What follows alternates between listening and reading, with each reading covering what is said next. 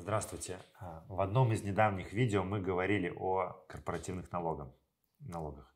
В этом видео я продолжу тему налогов и расскажу о так называемых зарплатных налогах. Вообще-то, на самом деле, формально налог с зарплаты только один. Это подоходный налог.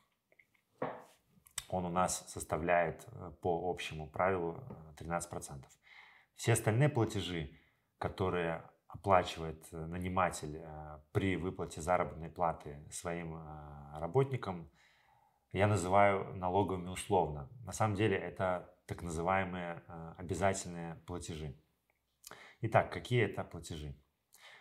Чтобы было нагляднее, давайте возьмем конкретную цифру, конкретную зарплату. Например, наша пресловутая 1000 белорусских рублей, к которой, как известно, мы все должны стремиться. Допустим, вы указали в трудовом договоре со своим работником заработную плату в размере 1000 рублей. Что это значит для нашего работника и для вас, как для нанимателя? Для работников это 1000 рублей будет так называемой грязной зарплатой, то есть суммой, которая ему начислена до уплаты зарплатных налогов. На руки же работник получит эту сумму за минусом подоходного налога, который составляет у нас 13%, как я уже сказал, то есть в данном случае 130 рублей, и, во-вторых, взноса в фонд социальной защиты населения в размере 1%, то есть 10 рублей. Итого на руки работник получит 860 рублей. Это и будет его так называемой чистой зарплатой. Подоходный налог и взносы в ФСЗН за работника оплачивает сам наниматель, то есть они просто до него не доходят, а сразу же направляются нанимателем в бюджет либо в фонд соцзащиты. Все остальные зарплатные налоги за работника платит сам наниматель. Итак, какие же это налоги?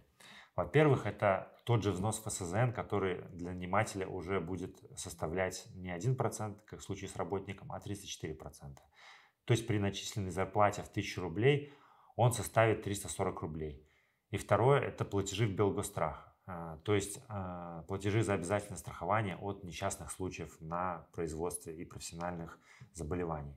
Они составляют около 0,6% от суммы начисленной заработной платы.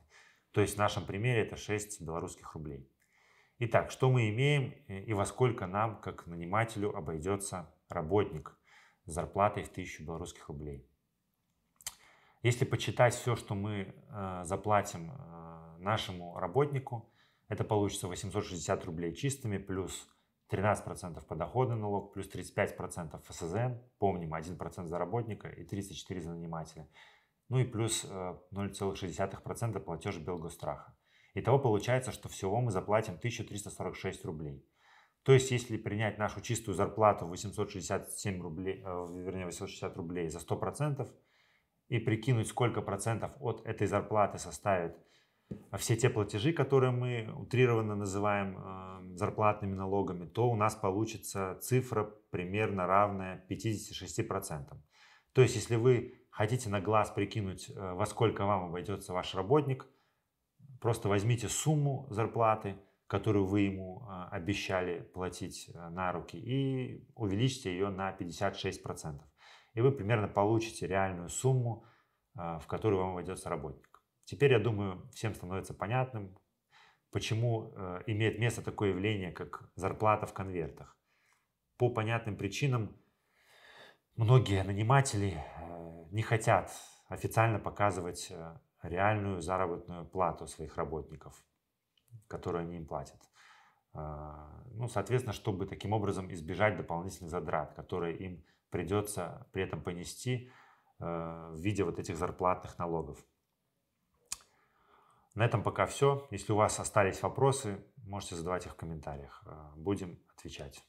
До свидания.